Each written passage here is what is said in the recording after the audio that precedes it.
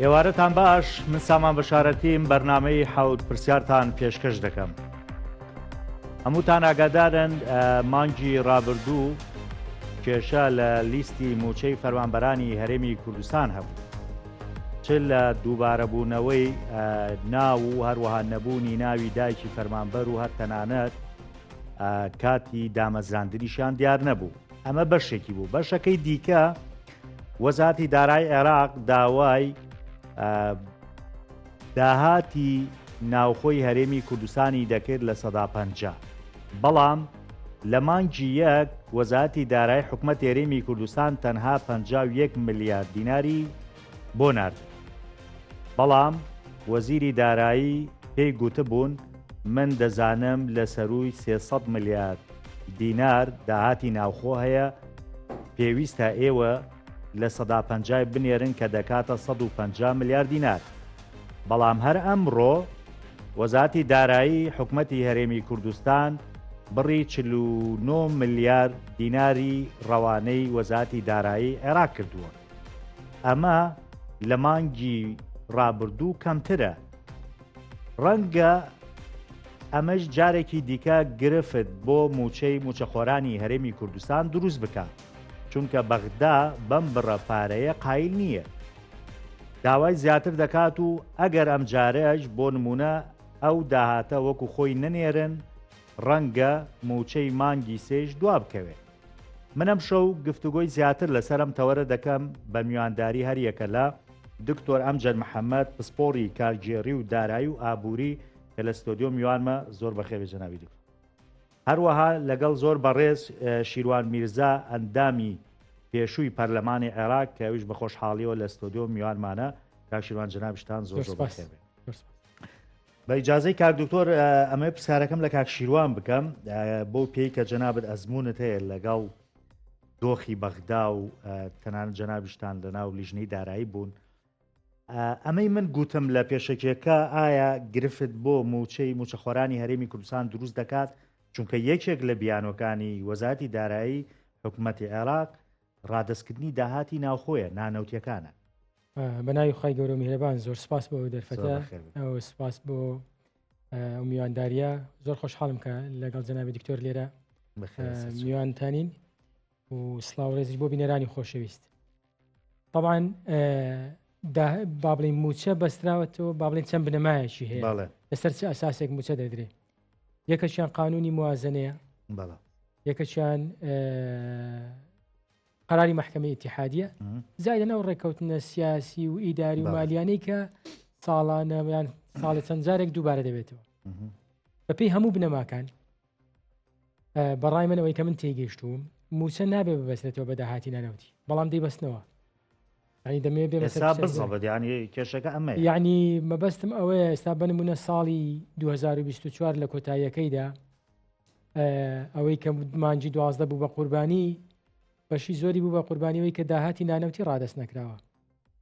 کە من پێم وایە ئەمە پێچەوانەی قەراری مەحکەمەی ئیتیحادیە. داهاتی نانەوتی دەکرێت لەگەڵ حکومەتی هەرێمی کوردستان حساب بکرێت لە بەشەکەی تری پشکی هەرێمی کوردستان. بەجا ئەوە دوایی لە پشکەمان نییە، دوایی لە تەفاسیلی بەرنامەکە گەرد مەجال هەمووچینە سەری باسی دەکەین. بەڵام بۆ پرسیارەکەی بەڕێزێت بە دڵنیاییەوە ئەگەر لەسەر ئەو بڕەپارەیە ڕێک نەکەوتبن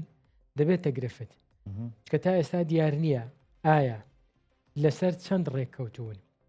فعلەن داهاتی نانەوتی مانگانە بە هەمووی دەچێتە بەردەمی حکومەتی عێراقی و بڵێ لە 150کەی ئەوەندەیە و ئەوەی کە پشکی هەیە بەغدایە ئەوەندە دەکات. ئەخەوان پێشتر پیان 320 میلیارد داهاتی نانەوتیمانەیە. ئەمە بۆ 2024 بڵین تەجروبەیەکمان هەیە. بۆ 2024 ڕێککەوتون لەسەر 320 تا 330 چونکە بەشێک لەوە داهاتی فیدراڵی حسابیان کردبوو، بە کوردیەکەی ڕێککەوتبوون لەسەر مانگانە 80 بۆ 85 میلیارد دینار. بالضبط ئەمە پار طبعا ئەوە بوو کە نەکرا ینی ئیلتیزامەکە بیر نەچێتەوە. من ئەو لیژنەی کە چوون ینی بۆ 2025 من لە بەڕێزێکیانم پرسی وتی بۆ داهاتی نانەوتی ڕێکەوتوین مانگانە 80 میلیارد بین، کەواتە هەمان ڕێکەوتنەکەی پارە. کەواتە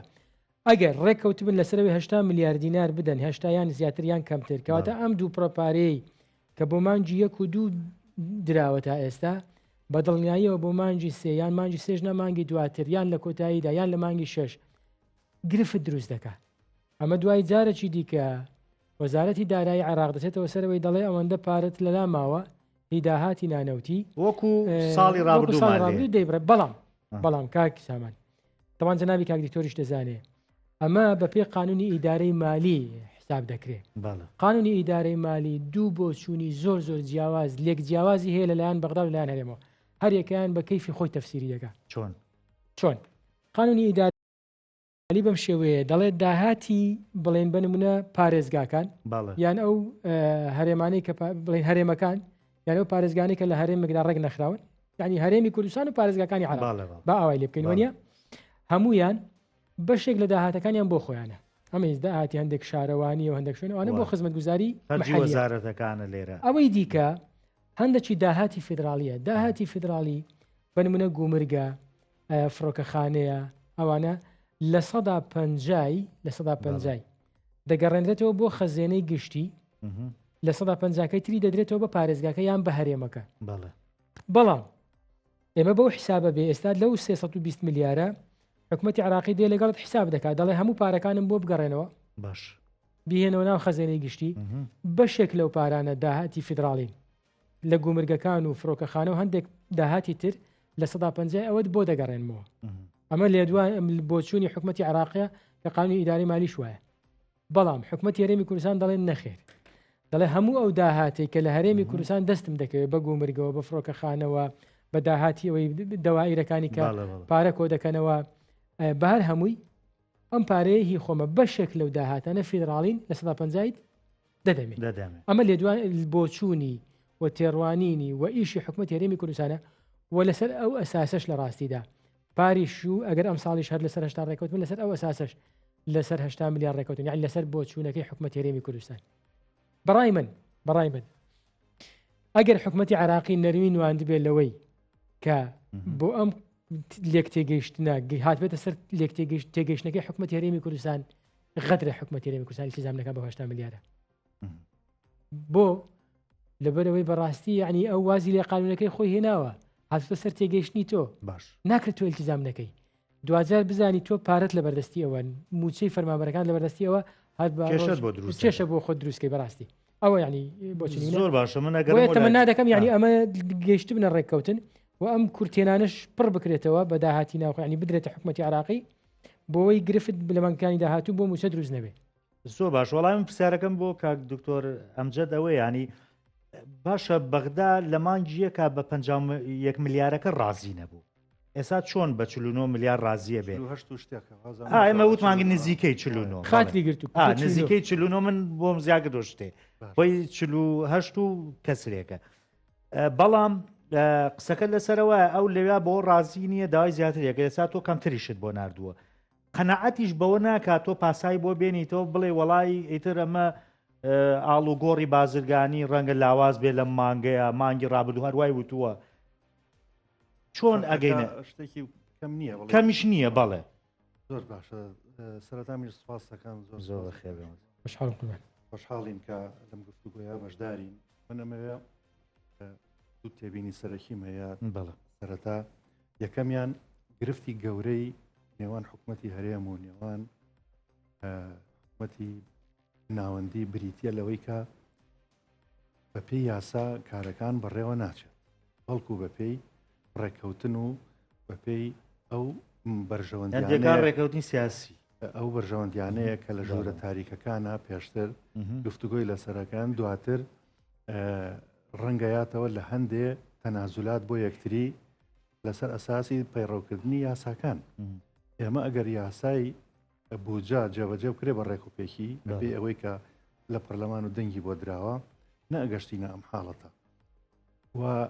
وەکو نوکتەیەکیش باسەکرێت کاتە ئەم باسی لە 150 ئەکرێت دەڵێن لە پیاسەیە وەختێک سەرۆکی هەرێم و سەرۆکی حکوومەتی بەغا سوودانی بە پیاسە ئەوە ڕۆشتون لە مەمەڕەکە وەکو بڵی بە چپەیە یاوێتی بگوێ ئەوتێتی وەزەمان باش نییە با نیوەی داهاتەکە بنێرین ئەوشتی مشکیلە نییە یعنی ئەم ڕێکەوتنە سەرپێیانە یاخود ئەم گفتوگۆ سەرپێیانە بۆ حاڵەتێکی وەکو هەرێمی کوردستان کە بەو هەزاران سەدان هەزار موچەخۆرەوە ئەمە ئەڵێ چی کاتێک گەمە بەم مەشاعری ئەم خەڵکە ئەکرێت و مانگ بە مانگ گرفتی سیر و سەمەرە سەڵ ئەدات لە ئەوەی کە ئێمە لە مانگی پێشوو باش ئەو هەموو بیان و ئەو هەموو پاساوە قەیفسامی ئیمزای نەکرد دوای ئەم موچەیە چۆن درا بڕارێکی سەرۆکوەزیران بڕار یعنی چی کەواتە ینی هەر کێشەکە و خۆیەتی کێشەکە و خۆەتی مجاملە ئەکرێت مڕاحات کراون یا با بڵین چاوپۆشی کراوە بە گەرمی باسی ئەژماری من و باسی تەوتینەکە کرا بۆچی دەنگی نەما یان کردەوە ئێستاش من قەناعەتم وایە ئەم بابەتەی کە ئێستا باسەکرێت داهاتی نانەوتی ئەو داهاتی نانەوتیە پاساوە بۆ هەردوو لا ئەگەر قسەگە ڕاست بێت بۆچی منەڵێمساوە وەڵام منویستم هەرە و پرسیاری کە شێوانیش لە جەناب بکەم کاڵێ نابێ موچە ببەسێتەوە بە داهاتی نانەوتیەوە بەڵام ئێمەماناگادارەکە هەیەەوە ئەخ دەی سەرۆک وەزیران خۆ لە ناو پەرلەمان ئاوتی من بۆیە کێشەی موچە دروست بۆ کە لە بەرەوەی داهاتی نانەوتی ڕادست ناکەن نەوت ڕادست ناکەن ئەو کاتە ئێستا شەرکێشە بۆ نەوت دروست بۆ جوانە ئێمە ناڵین بەپێ یاسا ئەبێشتەکان ڕێکخێ پەیڕەوکردنی یاسا کام یاسا ئەگەر باسی یاسای بودجاکەی هەمووی ڕێخستووە بە جوانی ئەگەر باسی محکەمەی فیدرالیەکەی قسەکانی ئەو یاسانیە نابێ بە ڕێکپی ئەوی جەنابە دەڵێ یعنی نابێ ببەسرێتەوە بە یەکەوە چێوای وتووە محکەمەی فیدرالی و ئەڵێ نابێ ببەسرێتەوە بە یەکەوە ئەبێ کێشەی موچە کە حەقیقەتەن وایە نابێ ژێوی تاکی هەرێمی کوردستان جیاوازی هەبێت لە هەموو خەڵکی عێراق هەمووی هاو نیشتیمانیە و مافی خۆیەتی کێشە سیاسەکان تەدەخل نەکات بەڵام کاتێک کە تۆ جزئێک لەم یاسایە ئەتوێ پەیڕەو بکرێت جزئێکەکەی پەیڕەوناکەی گرفتەکە وا دەرەچێت بۆیە حکوومەتی کە ئەڵێم هەردوولا تاوانبارن لەوەیە کە ئەم بەشێک لە یاساکە جێبەجێ ئەکات کە لە بەرژەوەندیەتی باسیەکات بەشێکیکەی ناکات بە هەمان شێوە حکوومەتی ناوەندیش هەندێک لە یاساکە فەرزەکە یاخود پێداگری لە سەرکات بەڵام نەرمی ئەنوێنێت بەرامبەر بە بەشێکی تری بۆیە هەر پێوترێتەوە ڕێککەوتن کەواتە ئێمە سەنەدمان ئەگەر بریتی بێ لە یاسا بێ هەمووی پەیڕۆکەین ئەگەر سەنەدمان بریتی بێ لە ڕێککەوتنی سیاسی کەواتە ئەبێ پابندبی بە ڕێککەوتنە سیاسەکەەوە و لەگەڵی بڕۆی کە ڕێککەوتنی سیاسیش پەیوەندی هەیە بە بەرزوو نزمی و علاقاتی سیاسی و پێگەی سیاسی و هاوکێشەی نێودەوڵەتی و دوێنێ چۆن بوو ئەمڕۆ چۆنە ئەمریکا دوێنێت چی فەرز کردو ئەمڕۆ چی فەرزەکات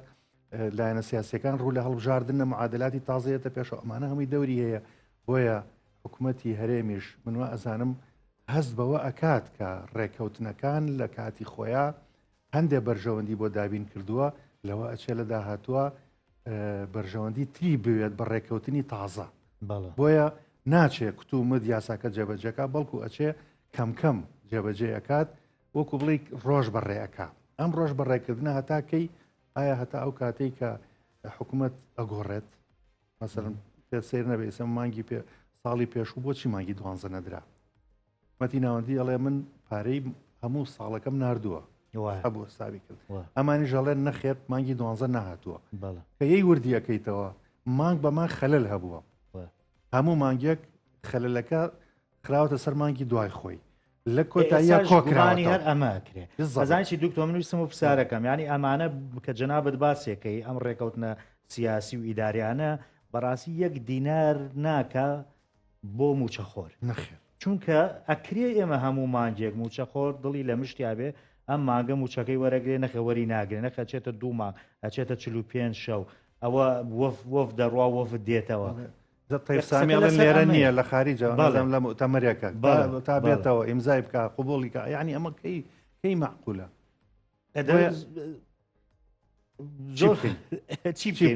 جا من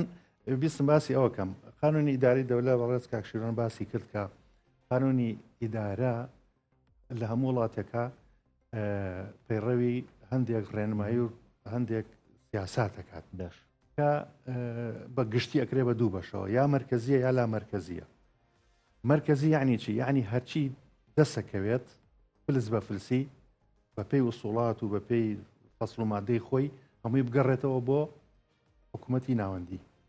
دواتر هەچی پێداویستیش هەیە بە هەمان شێوە هەر لە حکوومەتی ناوەندی داوای بکە.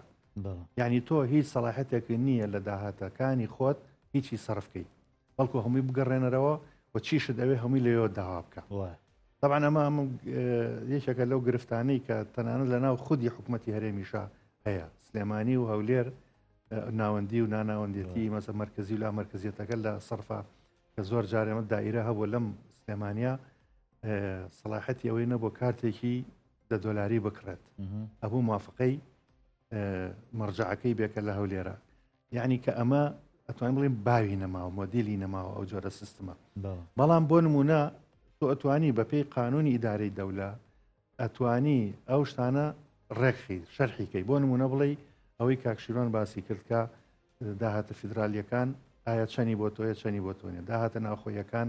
بەپێی سەلاحیاتێکە ئەدرێت ڕقابەی مالی لە داهاتوە ئەبێ بێت بە وردی مراجعی ئەوانە بکات کە بەداخەوە ڕقابەی مالی وەکو پێویستکاری خۆی ناکات. ئێمە ڕقابەی مالی بەغا تا ئێستا راپۆرتێکی شتێکی خراوەتە ڕوو کە ئێمە مەسەلەن دڵنیابین کە ئەو کاروبارانی لێرە ئەچێ بڕێوە بە پێی ڕقابەت دەرچوە یا دەرنەچووە، ئەوی ژەگەڕێتەوە بۆ کێشەیەکی گەورەتر کە سیستمی ئیشکردنی وەرگرتنی باج و دەرامەت و کۆمەڵێش ڕێوشێنی تر جیاوازە لەگەڵ حکوومەتی ناوەندیە. یعنی ئێستا بۆ نمونە ئەم چەند ڕۆژە باسی کارەبا نەکرا، کارەبا لەوێ بە $10 معقولە تۆ لێرە مەسەلەنێکی بەوەنە ئەمە بەپێی چ یاسایەک بە هەندێک باج و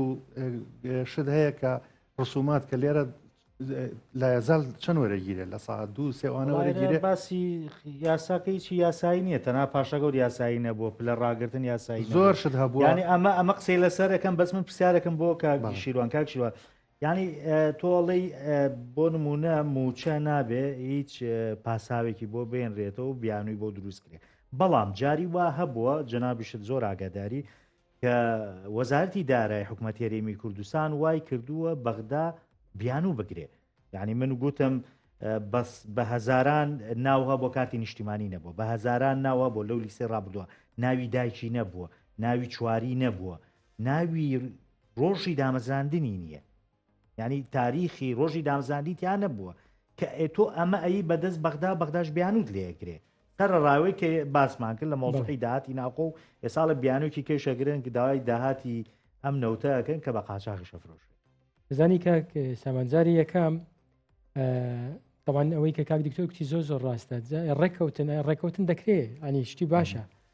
ڕێکەوتن باشە، بەڵام دەبێت ڕێکەوتنەکە قاڵ بە یاسایی هەبێ.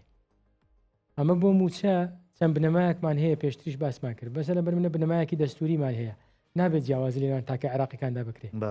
بۆ مەسەلە بەرمنە هاوڵاتیی بەسرە و نەجەف و بەغدا لە کاتی خۆیدا موچەکەی وەربگرێ،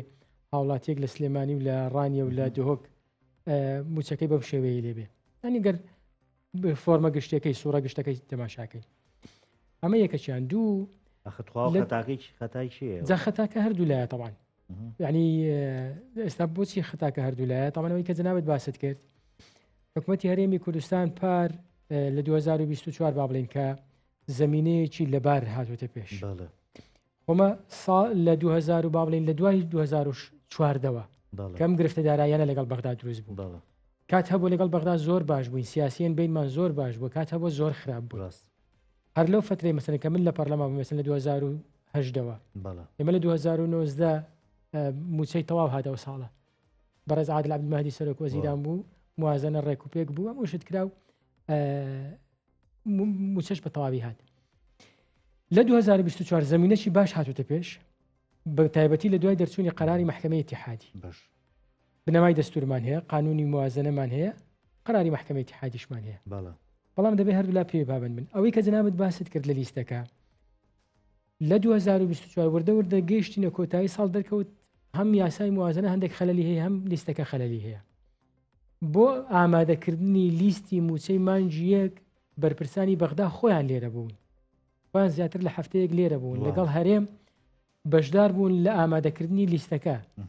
کاتێک کە لیستەکە چۆ بەغدا گوتیان تەواو ئەمە بەغدا خۆی ئامادە بووە لە ئامادەکردنی و هیچ مشکلەی نیە بە پێی داواکاری ئەوانە، چۆوێ مشکلەی هەبوو. طبعا تەسەور ناکەم لیستەکە زۆر مشکلە بێت، چونکە بۆ لەبەرەوەی ئێمە سیستەمی بایۆمەتریمان هەیە و بایۆمەتری هەرێمی کوردستان بەغدای اعترافی پێکرد. سەرۆکوەزیرانی اعترافی پێکرد و وەزارەتی تەختیتی عراقی اعترافی پێکردووە مشکلی نییە و تقریبا لە 95 زیاتری موچەخۆرانی ئێمەش بایۆمەتریان کردووە و بایۆمەتری شتێکی تەفاسیلی ئەخ بایۆمەتری بۆ نمونە خۆ ناوی دایکی تایە ناوی سیانی تایە جا تەماشایکە تەوان دوایی کە دەچێتە سەر باڵێن لیستی موچە لیستی موچە هەمومان جێک وەکو یەک نییە گۆڕانکاری بەسەردادێ بەڵام نابێ گۆڕانکاری گەورەی بەسەردابێ دەگوێت لێبێت تەماشایکە لە 2024 مانجیوە هەبوو بۆ مانگێک بۆ مانگێکی دیکە 50 ملیاری فەرق بووە وە گۆڕانکاری نییە گۆڕانکاری ئەوەیە یەکێک غایب بووە یان مۆڵەت بۆ دێتەوە دەوە موچەکەی بۆ دەبەسترێتەوە یەکێک دەگوازرێتەوە یەکێک سەرموچەی زیاد دەکات یەکێک ئستقطاعی هەیە یعنی چەند شتێکی ئیداری زۆر کەمن ئەمە کە وەزارەتی دارایی خۆی لە ڕێگەی گەنجینەکان و لە ڕێگەی وحدەی حسابی هەموو وەزارەت و هەیەکانەوە ڕێکی دەخات بۆیە تەسەوڕ دەکەم لیستی موچە بە تایبەتی ئەم جاریان زۆر مشکلی بەڵام بۆمان جێک بۆ مشکلی هەبوو جگە لەو تێبینانی کە جەنابەت باست کرد کە دەکرێت ینی چەند حاڵەتێک تێدا بێت بەڵام بابەتی خانەنشینی هاتە پێشێ ئەوە بوو کە سێم والید بەیەکە و خانەنشین کرا ینی فەوزایەکی ئیداری و مالی دروست کرد لەناو هەموو گەنجینەکان و هەموو ئەوەکان ئەوە بوو بەڕاستی بەشێکیان دوو لەسەر سێ پارەکەی نەدراوە لە مانجیەک ینی خانشینی وا هەیە یەک لەسەر سێ موچەکەی وەرگرتووە مەگەر ئەو مانگە بۆی بژێرنەوە یعنی تێکەڵەیەک دروست بۆ پێشبینی تۆ بیانی لە مانگی سێمە کێشەمان بۆ دروست تەسەوەر دەکەم بۆ مانجی سێ چکە ئێستا لەسەر تعلیماتی کە وەزارەتی دارایی حکومەتی فیدرال دەری کردووە حکومەتی هەرێمیش کۆمەڵێک ڕێنمایی دەرکرد دە ڕێنمایی بوو هەموو با بڵین گواستنەوە و هەموو ئەوەیەکی ڕاگرتووە بۆچی بۆی کە هەتا خۆی لە ئەساس دەمە تا موازنە تەصدیق دەکرێت تاوەکو جەدولەکانی موازنە دەچێتە پەرلەمان ئەمە کەی پەسەنەکرێن بەڵام بۆچی وایان کردو بۆی ئەو لیستی کە چۆتە بەغدا و بەو سیستەمی پایڕۆڵۆمێک کە ئامادەکراوە هیچ گرفتی تێدا نەوێت هەتا یەک دوو مانگ دەچێتە سەر سکەی خۆی بەڕاستی بۆیە ئەویان کردووە قرار وا بوو لە مانجی سێ ینی لە ناوەڕاستی ئەم مانجی سێە خشتەکانی موازنە بنێردرێتە پەرلەمان و پێش چێژن بەڕاستی دەنگی لەسەر بدرێت بەڵام من بۆ خۆم گومانەکەم هەیە لەبەرەوەی عێراق لە بەردەم هەڵبژاردننی داهاتوودایە احتیمالی هەیە لە نەسیاسەکان نیانەوێت سوودانی جارێکی دیکە ئەم خشتانە بنێرێتە پەرلەمان کە بەشی زۆریان بۆ ئیسیسماریە بۆ پرۆژەیە لە ڕێگای وەزارەتی تەختیتەوە جارێکی دیکە کۆمەڵێک مەشروعی تر بە تایبەتی لە یەک مانجی پێش پەرلەمان ئەخرەگە بۆ قسەی جەناب دیانە ئەم ساڵ ناکرێت یخۆ هەڵبژاردن لە مانگی دەویانزا گەر ڕاستە ئەجا ئەوە دەبێت چاوەڕێ بکەین بەڕاستی هەتا بزانین حکوومەت دەینێرێ یان نانێرێ لە پەرلەمان دەنگی لەسەر دەدرێ یان نا تەنانەت خشتەکانی موازنە پارێش هەندێک مشکلی هەبوو هەتا 2000 تەحالف ئیدارەتە دەولە ئەوەی کە هاوپەیمانی ئیدارەدانی دەوڵەت کۆبوونەوە ڕێکەوتن سەرەوەی کاکەمە پێویستە تێپەڕێنرێ ئەوە یعنی پرسیارەوە بکە پەرلەمان ئەتوانێت دانیشە بۆ ناتوانێت بۆ ناتوانێت ینی گرفتیان هەیە ئەوانش آخر يعني بالفعل يعني ئێستا پەرلەمان بۆ نەیتوانێت ئەم هەفتەیە دانیشە لە ڕەمەزان دانانیشە پەرلەمان بام پێتان بڵێن خۆی بە ڕۆژون وەڵای لەوەرەوەی بە ڕۆژون نیوەی لە هین دوایش دەڕۆم بۆ حەج ئەمڕۆ حەج دوایش نیوەی دەڕۆ بۆ حەج گرفت دوایش وازام عوتڵەیە عوتڵەی تەشریعی نازانم وەڵا بزەم چکە مانجی دەما بێ ئەوەی نەماوە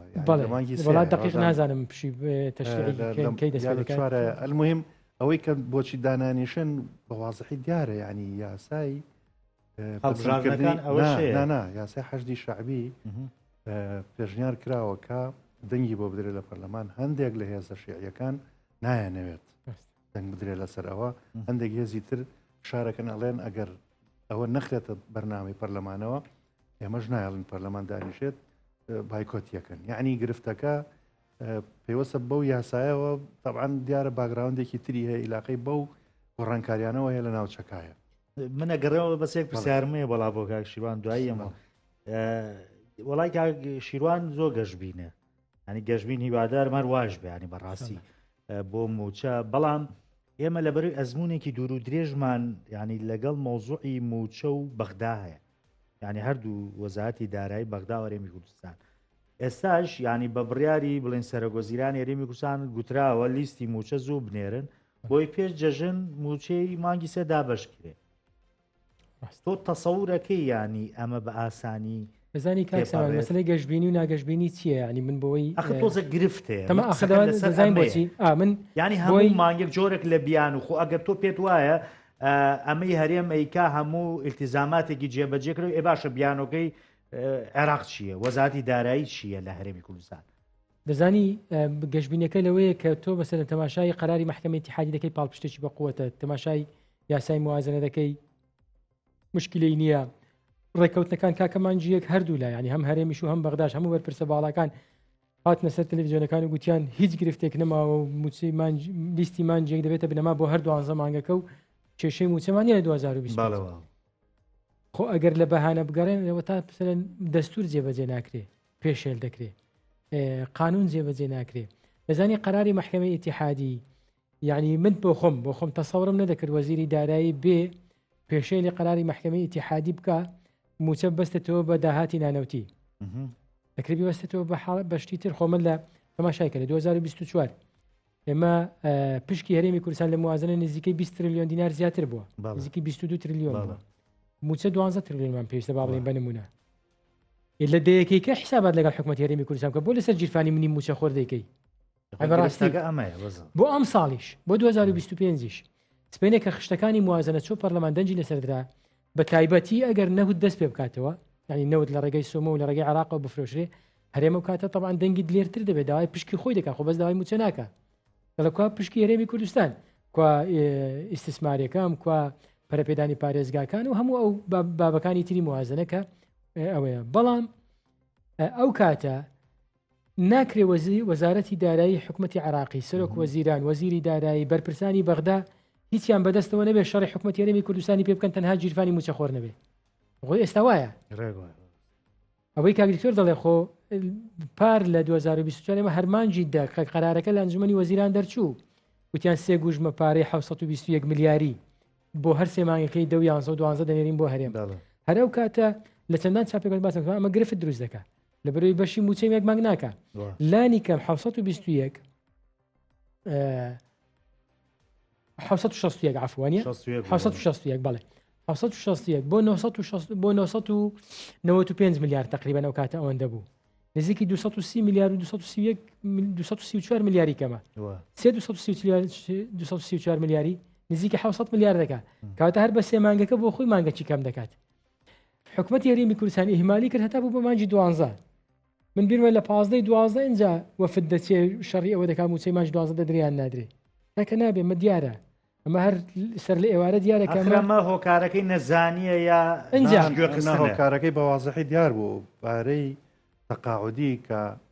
یعنی خانەنشینی کە لە مانگی حوتەوە قبول کراوەکو هەرێمەکو بەغای لێ بکرێت بێ ئەو لە ساعت حوتە بێ لە ساعتدا ئەوە یەک دوو تۆ ئەتەوێت پارەی خانەنشینی لە عێراق وەرگری ئەی نابێ ئەو مافەش بیت بە حکومەتی ناوەندی واتە سندوقی خانەنشینی چی لێ هاتووە هیچیتیانە لەبەرەوە حکومەتی ناوەندیش یەت وردە هەموو ئەو پارانەی کە کەڵەکە بووە بە تەقدیری نزیکەی 600 کرد 600 ملیاری 600 ئەوەندەیە کرد وەیەش لەوەی بڕیوە یعنی بە کورتەکەی ببوورە قسەکە من وا ئەزانم ئەگەر قسەکەمان تەواو بێت بە عەمدی ئەم خەلەلانە بەو شێوەیە لەسەر حسابی خەڵکی کوردستان و عەزیەتدانی خەڵکی کوردستان دروست دەکرێت کە ئەمە گومانە برێت مەسەلەن هەردوو لا بۆ نمونە حکومەتی هەرێمی کوردستان یەکێ باڵا دەستەتیایە ئەڵێ کاکە نەمانوت پشت بە عێراقمە بەسن ئەوە عێراقەکەی فەرمو هیچ هاوکاریت ناکاتەوە تا عەرقەلەت بۆ دروستەکە کەما لێ لەم عەرقەلەکە لەوانەیە نەک لەوانەیە بە تەئکید خۆیەتی وەکو باسان کرد لیستی موچە 100 جار باس کرا دوو هەفتە بە یەکەوە کۆبوونەوە کرا و خەلەکان نابێ هەبێت معقولە تۆ مەسەلەن 36,000 ناو خەلەلی تایە بۆ ئینێری بە خەلەلەوە یعنی گومانەکە لەوایە ئەڵێ بە خەلەلەوەی نێری بۆی ئەو بیکا بە پاسا و دوای خات و وردە بچێتە مانگی سێ و لە 15 سیا معاشی مانگی دوو بدرێت هیچ مانگی سێژ خوازانە ئەچێتە چەنی چوار وردە ئەم خەلەلانی کە لە نێوانیانە هەیە لەسەر حسابی هاوڵاتی و کەم کەڵەکەبوونی کێشەکان لە کۆتاییە مانگێکی کە بخورێتەوە ئەوە یەک دوو من وا ئەزانم باسی تەرەفی بەغاش بکەین يعني من ئەمەش با پرسیار بێ بۆ جەناب نەزانین بەخاش فریشتەیە دەجا خۆ قسەکە لەسەرەوە ئێسای واڵێن ئەبێ بەغدا پابند بێ بۆ بڕیاری دادگای فیدراڵی کە موچە حسابی موچەخۆری هەرێمی کوردستان وەکو پارێزگاکانی کەکە باشە خۆ لە ناو ئەوەشا مۆزوعی تەوتین هەبوو ئەی بۆ پاشەکشەکرا لە تەوتینەکە بۆ نەرمی نوێنرا بزەبت یان یاروەکو جۆرێک وردەوردا وایان لێ کرد کە هەر حسابی بۆ نەکرا مە لە فەکار ئێمال کرا ئەوەیە باسی ڕێکەوتن تۆ یان ئەوەی ئەتەوێت بە سەراحەت و بە حاسیمانە فەرزیکە قبوڵی مەکە هیچ تەنازولێکی لێ مەکە و مافەکەش بدە بە تەواوەتی وانە کێشەکان کۆتاییان پێێت بەس تۆ لە هەندێشتا نەرمی ئەنوێنی لە هەندێشتی تریشا بۆ نمونە هەڵیەگری بۆ مانگی داهاتوو ئێستا بۆ نمونە ئەم مانگە طبعاً ئەوەی کە باس کرا داهاتی نانەوتی کە نەدراوە ئێمانگی پێشوش بۆ بە کاملی نەدرا هەشتاکە نەدرا وانێ 50 ملیارد درا ئەوەیان نەکردەوە بە کێشە وردەوردە خەریک بوو مۆزوعی تەوتینەکە سەر هەڵباتەوە داوای ڕقەمی ئایبانیانە کرد ڕقەمی ئەلکترۆنی و ڕقەمی بانقی هەموو فەرمانبەرێک من گوێم لە جێگیری سەرۆکی پەرلەمان بوو وتی کاکە من چەند ساڵە موچە وەرەگرم تا ئێستا کەس داوای ئەو ڕقەمەی لە من نەکردووە بۆچ داوای ئەوە ئەکەن چەندێ وایە یاوانیە یعنی کەواتە ئەوەش جۆرێکی تر لە ئەگەر ناوی بنین پاسا و جۆرێکی ترە لە پاسا و بۆ ئەوەی کە سەر لە نوێ عەرقەلە دروست بکرێتەوە و کەم کێشەکان هەر بەردەوام بمێنێتەوە یعنی مۆزوعی چاکردنی لیستی موچە لیژنە وەفدی بۆ چییە؟ هەموو شتێک ئەلکترۆنیە کۆمپیوتەرە لەبەردەستایە ناوی دایکی نییە کاکە یەکسەر ئیمێلەکە کەم نامەیەگە نێرم بۆ ئەو دائیرانە کاکە من ناوی دایکیان بێنن کراوە بە نوکتاڵە ناوی دایکیان نییە بلورینەوانە و یعنی معقولە مەسن ئەوەنە هزار کەس ناوی دایکی نەبێ یا ئەوەنە هزار کەس ڕۆژی دامەزراندنی نییە ڕۆژی دامەزراندن یعنی چی تۆ مۆزەفات لە مەلەفی هەموو مۆزەفێکا هەیە بۆ نییە خۆ یەک و دوانیش نییە بە هەزاران یعنی ئەم خەلەلانە گومانەکە وایە وەکو بڵێ تەوزیعی ئەدوارە ئەیانەوێ شتەکان دواخەن مۆزوعەکەش پەیوەندی هەیە بۆ ڕێکەوتنە سیاسیە بە هەلەوێک بە تەلەفۆنێک بە قسە و باسێک بە جۆرێک لە ڕێکەوتن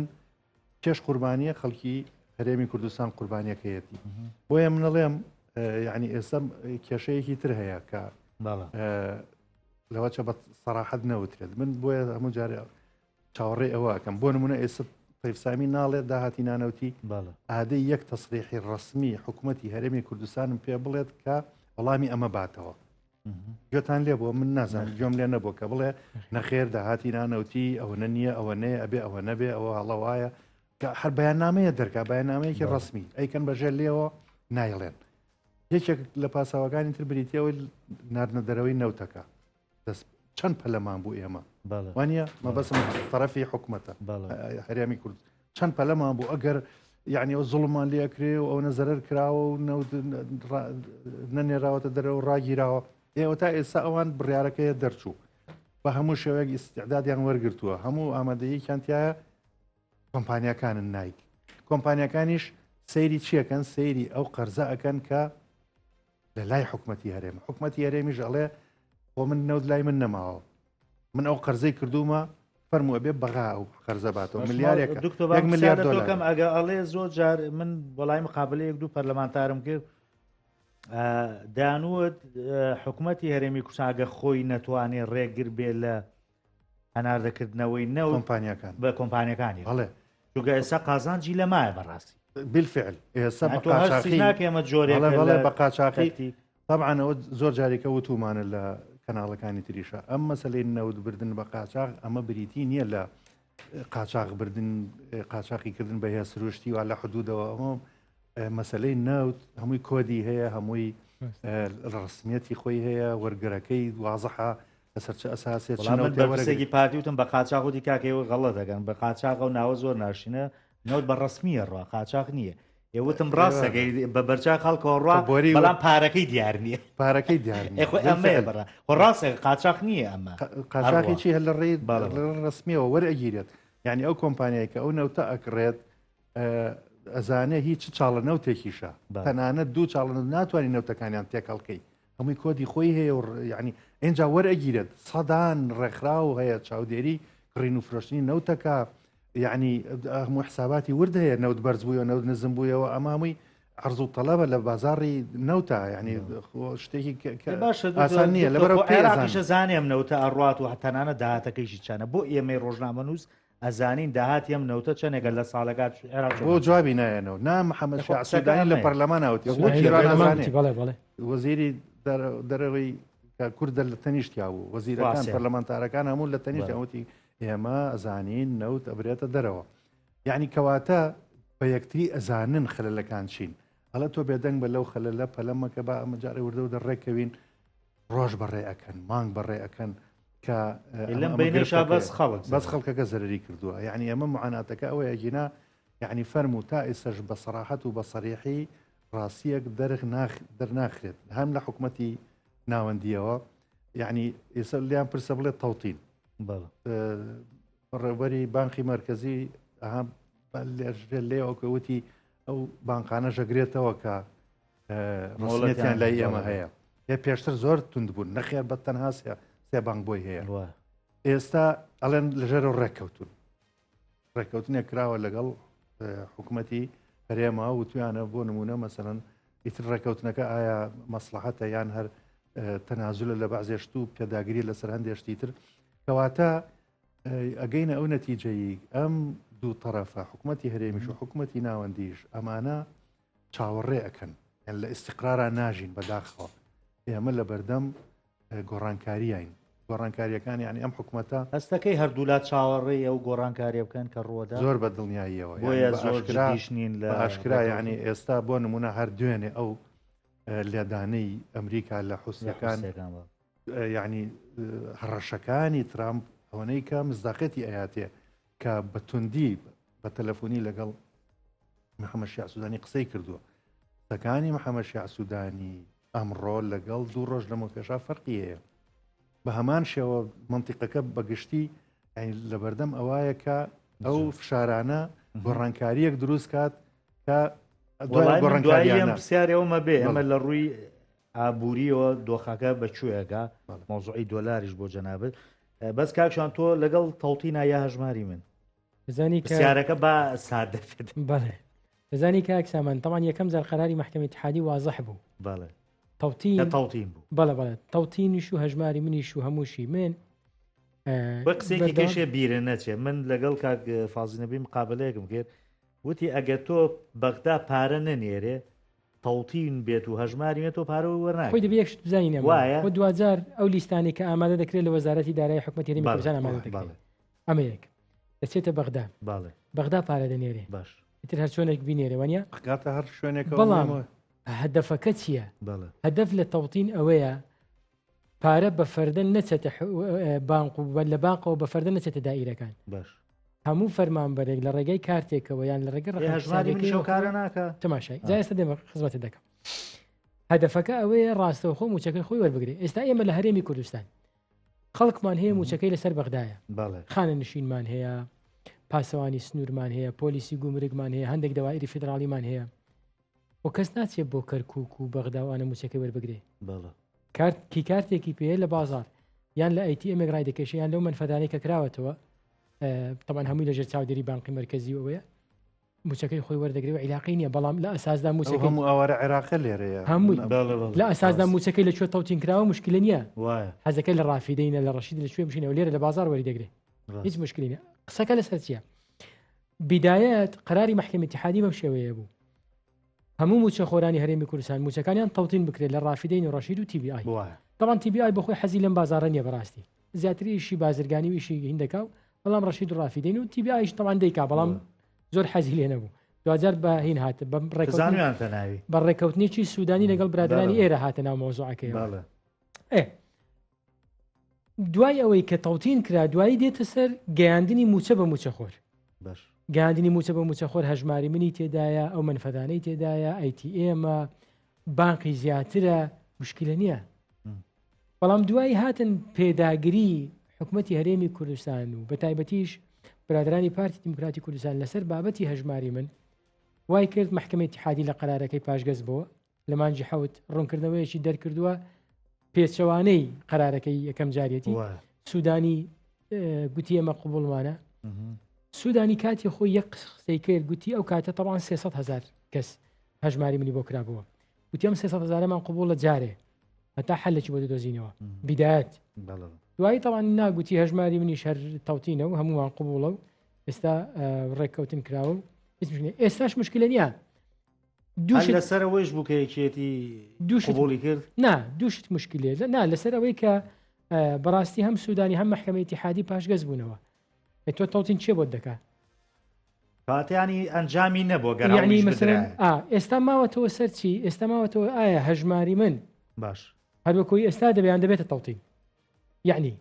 ئەوەی کە بەڕێز تەیف سامی وەزیری دارایی داوای دەکە دەڵێ ئایبان و ڕقم حسابیەکان و کۆدە حسابیەکانمان بۆ بنێرن بۆی ڕاستەوە خۆ ئێمە موچە بخینە سەر حسابەکانیان و نێتەوە ڕەشید و ڕافدێن و لێوە بیان شەرنی ڕەشید ڕافدێن بێ مهم لە ڕێگەی بانقی مرکزیەوە بنمونە بانقی ئێکس یان بانقی یانی دەستی دوی تێ نەکەوێت خۆی شەڕی حکومەتی هەرێمی کوردستان چییە دەڵێ ئەم پارەیە کە هی من بەخڕی بێتە لای من تەوزیعی دەکەم نێرمە بۆ بانقێکی بەسڕە مهمەوەی بەلای مندا تێپەڕێ تاوتی بۆچی ئەمە بەرژەوەندیە یا ئەو حاڵەتەیە کە خۆیان ئەڵێن ئەم ئێمە ئەگەر ئەمەشمان بەدەستەوە نەمێنێ شەرعیەتمان بەدەستەوە نامێنێ من پێم وایە من بۆ خۆم بۆ چونم زۆر جیاوازە لەوە ینی من پێم وانە شەرعیەتی حکومەتی هەرێمی کوردستان لە ڕێگەی موچەوە بە پێچەوانەوە من لە چەندان بەرنامەی تریش باسم کردووە لە دوای قەراری محکمەی اتحادی باشترین فرصت بوو بۆ حکومەتی هەرێمی کوردستان هەموو داواکارەکانی بەغدای لە ماوەی 2 مانگدا جێبەجێ کرد بە بابەتی موچەی خست بە سەرۆستی حکومەتی عراقی ئەو وەختە کاکەمە شەڕی گەورەترمان لەگەڵ بەغدا هەیە شەڕی خاکمان هەیە شەڕی پێشمەرگەمان هەیە شەڕی نەوت و غازمان هەیە تۆ بەسەر ئێستا ئەوە نەوت سۆمۆ دەیفرۆشێ سپینێ بەسەر بەرمونە تەشقەڵێک پێ دەکەن لەسەر غازەکە خۆ ئەوانە هەمووی گرنگن شەڕی ئەوە تا جوتیار جەودانی لە ملی ڕادەکێشرێ ئەمان هەمووی شەڕی گەورن ئێستا هەر هەمومان واز لێنەوە بۆ بەزەوەی موچەکەمان بدەنێ هیچمان پێ ناکرێ لەبەرەوەی شەڕی موچەکە دەکەیت باشترین فرصت بوو دەزانی زۆر هەڵەیە بەرپرسانی حکومەتی هەرێمی کوردستان پێیان وابێ موچەکان لە بەردەستی لە موچەکان لە بەردەست بێ ئەنجا خەڵک ئیلتیزام دەکات نەخێر بە پێچەوانەوە با موچە نەمێنێ ئەو کاتە شەڕ لەسەر پرۆژەی استراتیجی دەکەن کاتاڵێ شەڕی خەڵکیان پێ ناکرێ بەوەی کە هەڕەشیان لێکە نەگە دەنگم پێ نێن موچەکەتە بزانی کاکسەمان واقعی ئێستاشەوە نەماوە ڕاستی ئێستاش موچەی کەس نابردرێ و بە کەسیش نابردرێ بژاردننی پێشوا و ترسە هەر دەزانی ئاسایی کاکی دکتۆر موچەی حیزب من کادیری حیزب و موچەی حیزب وەردەگرم التزام بە حیزبەکەمەوە ناکەم ئەوە دەیبڕێ حاڵەتێکی ترە بەڵام موچەی حکومەت بە کەس نابردرێ کۆتایی هاتووە ئەمە ڕاستە بۆ کەسێکی خوێنەواری وەکو جەناب دوایە بەڵام من خەڵکە بۆ خزمی خۆم بووە وتێتی کاکەوەڵا هەڕەشیان لێگرنا کارتەکە و بێنە چی بێنە دوای ئەزانێ کە من دەنگم بۆ ناوی بڕێ کاکە هەڕەشەش بکە نابردرێ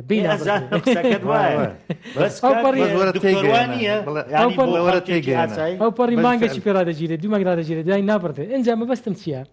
باشترین فرصتە موچەمان لە کۆخۆمان کردباوە ئەو کاتە شەڕی خزمەتکردنی خەڵکمان کردبا شەڕی پرۆژەی استراتیژیمان کردبا شەڕی پشکەکەی تری بودجەمان کردبا لەگەڵ بەغدا ئێستا وەکو باسم کرد هەموو مەلەفەکانمان واز لێنە هەمووی بۆ بە موچە هەمووی بۆ بە موچە و موچەش بەم شێوەیە کە دەیبینی زۆر ئەوە بۆیە کێشەکە لەوایە هەر سارێ بکەم دوایی ئەوەی خۆت تێبینیەکەت بڵێ ئێمە لە ڕووی ئابووری و عێراق و هەرێمی کوردستان بەکوێ ئەگا لە دوایم گۆڕانکاریانەوە ینی جارویا قسە لەسەرەوەی ئەڵێ من عێراق ئەڵێ ڕەنگە لە داهاتوە منش نتوانم موچەخێرانی عێراقی دابش بکەم یا دۆخی دۆلار چی بەسەریە وڵا ئەوە وەکو بڵێ مەلەفێکی تۆزە ورترە بە تایبەتی مامەڵەکردنی ئەمریکایە لەگەڵ عێراق لە ڕووی ئابووریەوە لە ڕێی ئەو دۆلارەی کە ئینێرێ بە بانقی مرکزی ئەو احتیاطی کە بانقی مرکزی هەیەی کە پێم وابێت ئێستا احتیاطێکی زۆر لە ئاسێکی بەرزایە 108 ملیار احتیاطی هەیە کە ڕقمێکی زۆرە باسی 65 تەن ئاڵتون نەکرێ یعنی کە ئەمانە هەمووی بەڵگەن لەسەر قووەتی اقتصادی عێراق کە هیچ مەدرسێک نییە لەسەر ئەوەی کە بۆ نمونە موچەخۆر کێشەی هەبێ ئەوم باسی دەوڵەتە عێراق دەوڵەتە کاری دەوڵەتداریش بە مەشاکلی سیاسی لەکەدار نابێت یعنی موچە ئیشی حکوومەتە بەڵام مافێکە لە لای دەوڵەتە نافەوتی لەبەرەوە دۆخی ئابووریش لە عێراق و ئایندەی دۆخی ئابووری عێراق پێوەستە بە ئایندەی سیاسی و معادلاتەکانەوە ئەو فشارانی کەیەتی ئێستا بۆ نمونە لەم ماوەیە کە کەمێ دۆلار بەرەودابەزین ئەڕات بریتە لە جێبەجێکردنی ئەو فشارانەی ئەمریکا بۆ سەر بانقەکان و ناردنەدەرەوەی دۆلار و کۆنتترۆلکردنی ناردنەدەرەوەی دۆلار